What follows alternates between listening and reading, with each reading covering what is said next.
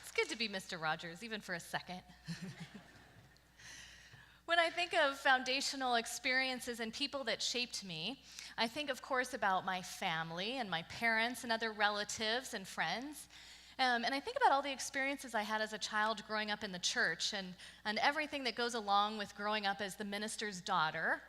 And as a child of the 70s, I have to include Mr. Rogers and his TV show, Mr. Rogers' Neighborhood. My parents loved Mr. Rogers, and I did too. My mom loved him so much that she bought a number of his records. Yes, he had records. And I played them a lot. One of them was titled, "You Are Special." Maybe if you had the record, you remember it, but it had a mirror on the record cover. And so when you looked at it, it was your reflection, and it was you who was special. We also had the song books, so we could sing together as a family. And one year, my father went to a conference where Mr. Rogers was one of the speakers. And so he returned home from that conference with a signed headshot of Fred Rogers. Apparently, I was a groupie at 4 years of age. What Mr. Rogers had to say wasn't anything that I wasn't hearing at home or at church, but it reinforced those values that were important to my family. Values of inclusion and honesty, patience, telling each other our true feelings, and also the unique, sacred value of each and every person. Mr. Rogers' ability to connect with millions of people and to proclaim with every ounce of his body that each of us was important, worthy of love, and possessing the ability to love others was truly a gift to each of us. Watching his show was one of the first places that I felt I was special from somebody other than my parents and grandparents who have to love you. God looked a lot like Fred Rogers. He was patient and inclusive and respectful. To me, Fred Rogers was God in a cardigan. And I don't think anyone could have predicted that God in a cardigan was just who the world needed when the show started in 1968. One of the producers of the show, Margaret Whitmer, said this in the documentary that came out this summer. She said, "If you take all of the elements that make good television and do the exact opposite, you have Mr. Rogers' Neighborhood." Low production value, simple set, an unlikely star, yet it worked. It's a similar story, I think, of our biblical texts. Who would have guessed that 2,000 years after Jesus gathered people around him and spoke of love and inclusion and hope, and an unlikely star, that people would still be gathering even today to hear that message? And so I would include Mr. Rogers' teachings as sacred texts, because they illuminate what I find to be truthful in our Bible. They reiterate and bring to life the gospel message, especially how to love our neighbors and ourselves.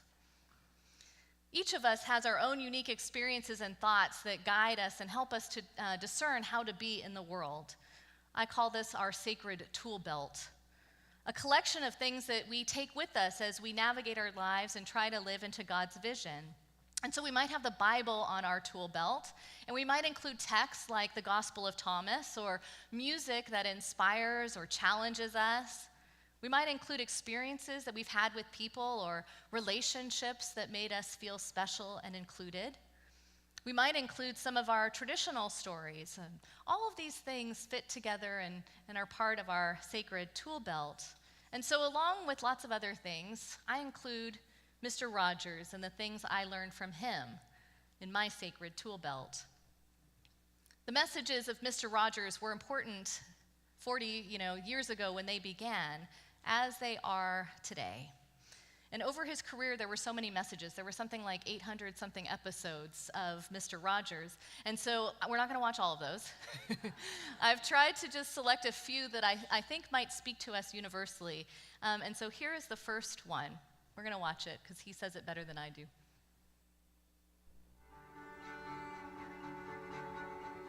And what that ultimately means, of course, is that you don't ever have to do anything sensational for people to love you. I think you are just fine, exactly the way you are. The way I look, Yes. the way I talk, Yes. the way I love. Especially that. You don't have to do anything sensational for people to love you. This is one of those core beliefs that I believe we need to hear again and again. Often we believe that we have to measure up to something in order to be loved. Sometimes we think that we have done too many things or not enough things to be lovable. Sometimes we've been told that because of who we are not worthy of love. Sometimes we believe that in order to be loved, we have to achieve some goal or some level or be whatever you want to fill in the blank. But Mr. Rogers reminds us, nope, you don't have to do anything sensational for people to love you. I love how countercultural this is. In this video that we just watched, he makes this statement at a university commencement, the time when most speakers are giving advice about how to be successful in the world. Instead, he says, you don't have to do anything sensational, just by being you. You are loved. So simple, yet sometimes hard to believe. It reminds me of the words that we offer each week in this service. You are loved, you are forgiven, you are set free, just because you are you. Important words that matter deeply. Another foundational piece that Mr. Rogers brought to every episode was the idea that each one of us was special. Have a look.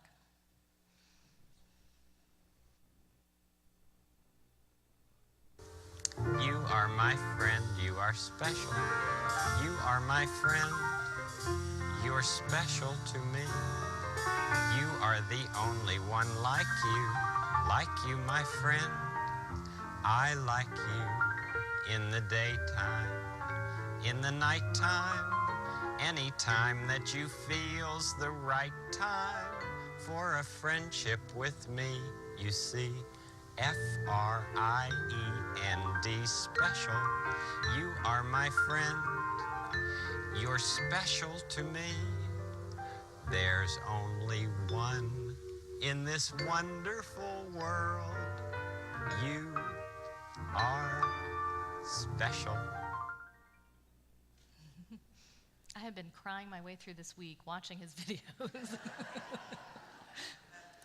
You are special. It's pretty basic, isn't it? But we need to hear that.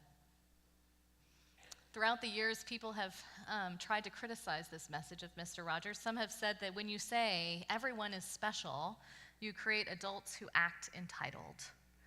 They would say no one's special. We need to hear that we are people who are special. So much of the world tells us that we are nothing, that we are worthless, that we are unimportant. And it's important to hear those words over and over and over again. We are special, sacred beings who bring our important uniqueness into the world. There's only one of us. We need to know that our stories, our questions, our fears, ourselves are important and valued. One of the gifts of Mr. Rogers was that he was genuinely interested in knowing each person's story. He wanted to know what made them them.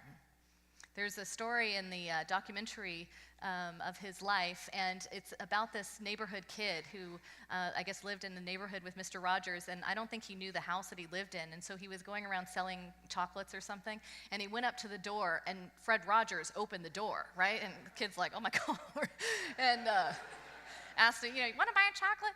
And Mr. Rogers, he said, was the exact, authentic, loving person that he was on television. And this changed this kid's life because Mr. Rogers brought him in and wanted to hear his story. And he did feel, he said cliche, but he felt special. Through Mr. Rogers' actions, he showed how sacred it is to listen to one another and to hear What makes each one of us special? In baptism, we had a baptism at the first service, and we confirm this message. We say that this child or this person matters, is of sacred worth. We all matter. We are all deeply loved.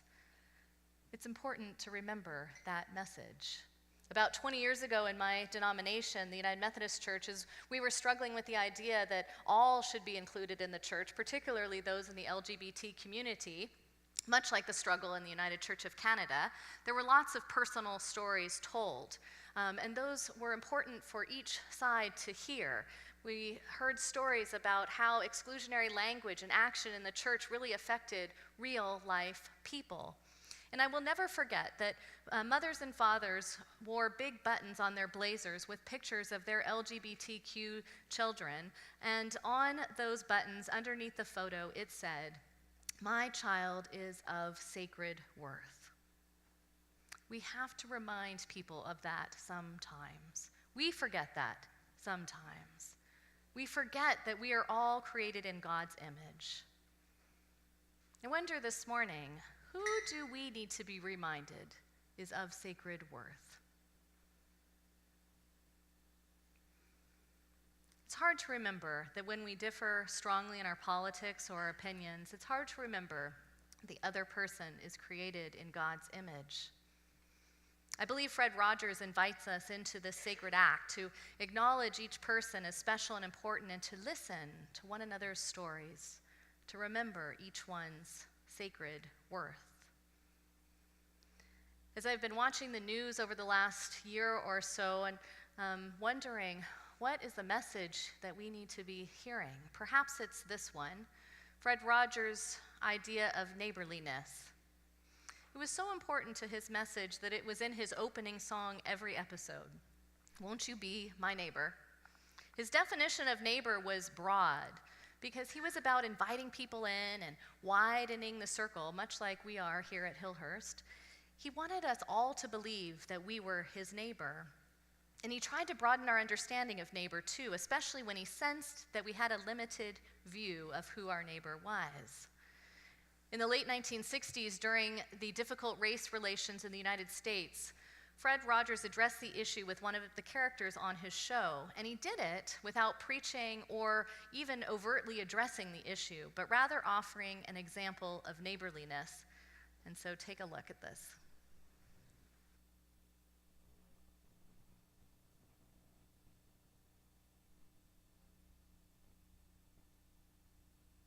Fred came to me and said, "I have this idea. You could be a police officer." That kind of stopped me in my tracks. I grew up in the ghetto, and I did not have a positive opinion of police officers. Policemen were sicking dogs and water hoses on people, and I really had a hard time putting myself in that role. So I was not excited about being Officer Clemens at all.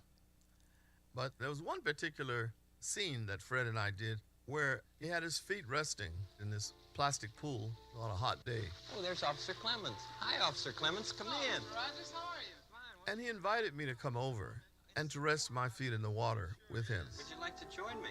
Okay. Sure.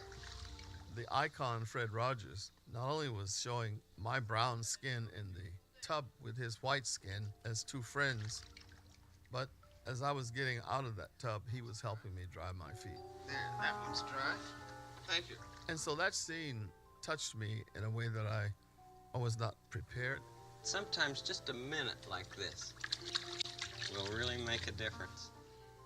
I think he was making a very strong statement. That was his way.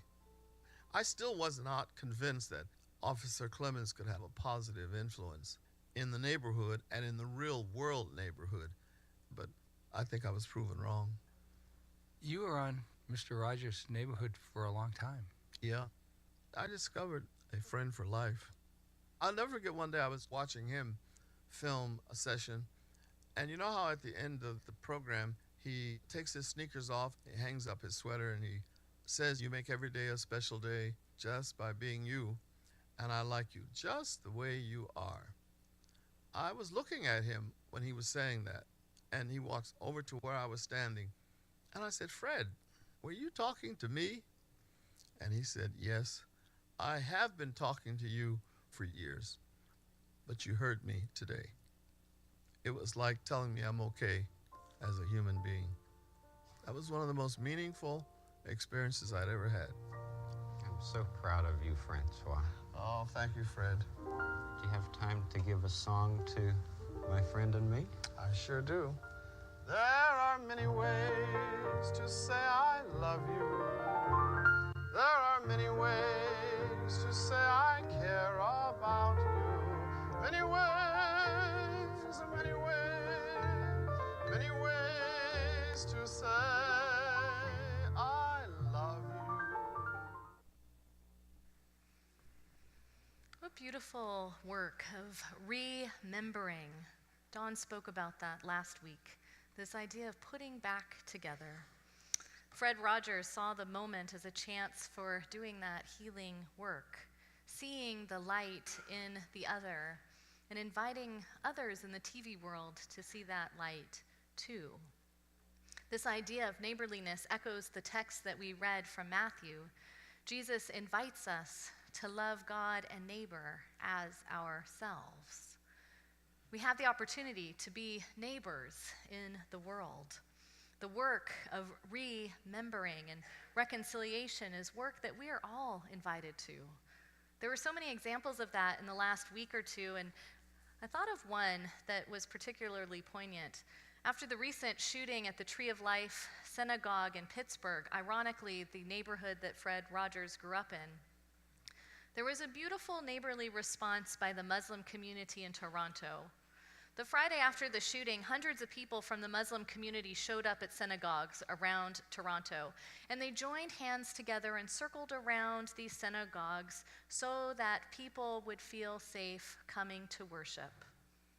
This is healing work, not only in the moment, but big picture healing work, strengthening relationships between Jewish and Muslim communities. The organizer of the Rings of Peace recalled how he had been hesitant to attend prayers at his mosque after the 2017 shooting in Quebec City.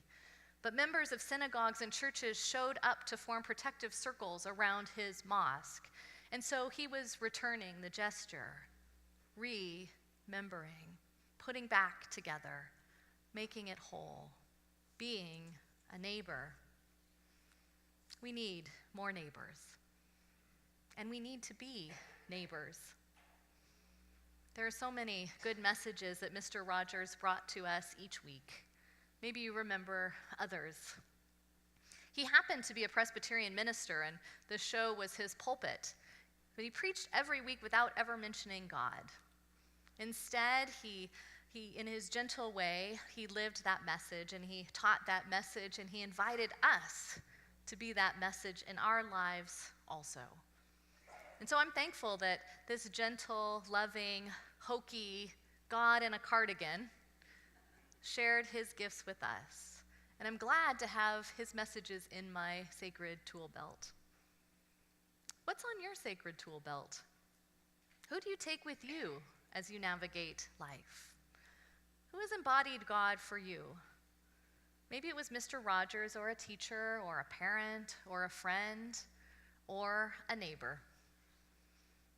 Mr. Rogers and his message lives on today, even 15 years after his death, and invites us again to feel included and to be inclusive, to feel and know that we are enough, and to know that others are enough just the way they are too, and to be a neighbor in ways that see the light in others.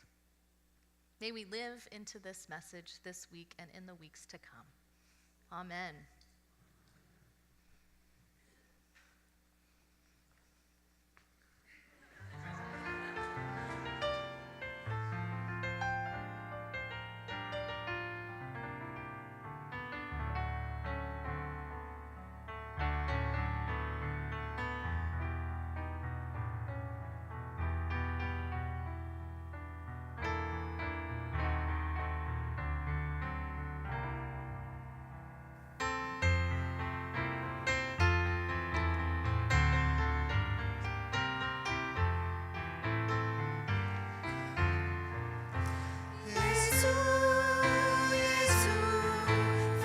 us with your love, show us how to serve the neighbors we have from you. Kneels at the feet of his friends, silently washes their feet. Master who acts as a slave to them. Jesus, Jesus, fill us with your love, show us how to serve the neighbors we have from you. Neighbors are rich and poor, varied in color and race. Neighbors are near and far away. Jesus, Jesus, fill us with your love, show us how to serve the neighbors we have from you. These are the ones we should serve. These are the ones we should love. All our neighbors to us and you. Jesus, Jesus, fill us with your love. Show us how to serve the neighbors we have from you. Kneel at the feet of our friends, silently washing their feet. This is the way we should live with you. Jesus, Jesus, fill us with your love. Show us how to serve the neighbors we have from you. Go from this place and into lunch to practice being neighborly. And remember that you are special just because you're you. Go and be a neighbor to everyone you meet. Amen.